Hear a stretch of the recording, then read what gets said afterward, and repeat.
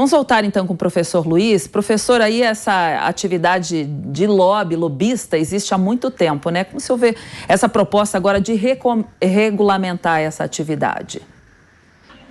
Chega tardiamente, isso já deveria ter acontecido há muito tempo.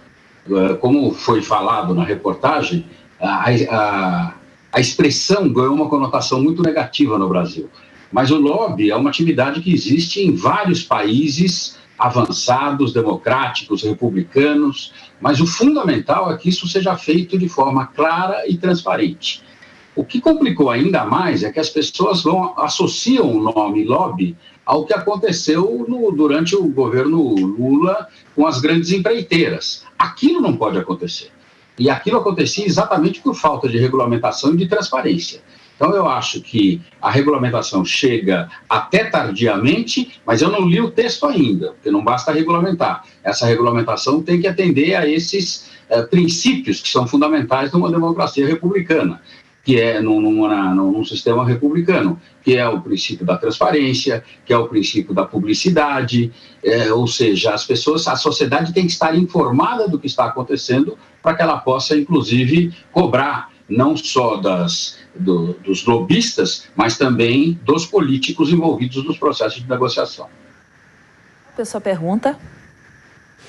Pois é, o lobby, ele existe no Brasil. Não é? Ele pode não ser regulamentado ainda, mas ele existe inevitavelmente. E nem sempre ele diz respeito a empresas, né, que buscam ali obter vantagens com aprovação de projetos ou evitando a aprovação de projetos que possam ser ruins para os seus interesses. A gente pode dar um exemplo aqui de lobby, claro, que foi o da aprovação do piso da enfermagem, né? Foi o lobby das organizações de enfermeiros, né, que legitimamente estavam ali buscando uma melhoria salarial, melhores condições para seus associados, digamos assim.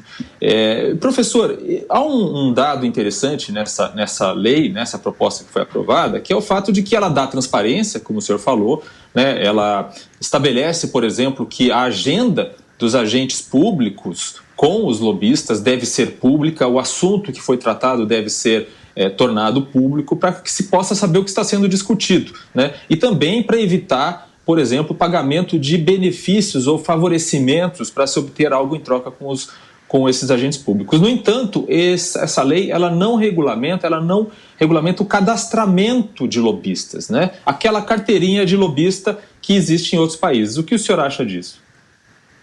O que eu falo, eu não conheço o texto completo, mas eu acho que a ideia seria aprovar o pacote completo. Inclusive, quem é lobista, que seja identificado como lobista, que não esconda essa condição de lobista.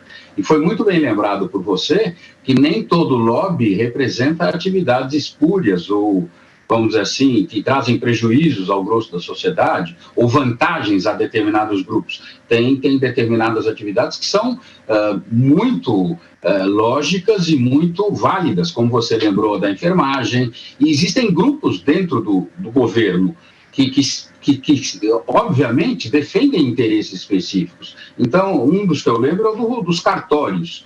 É um grupo muito forte.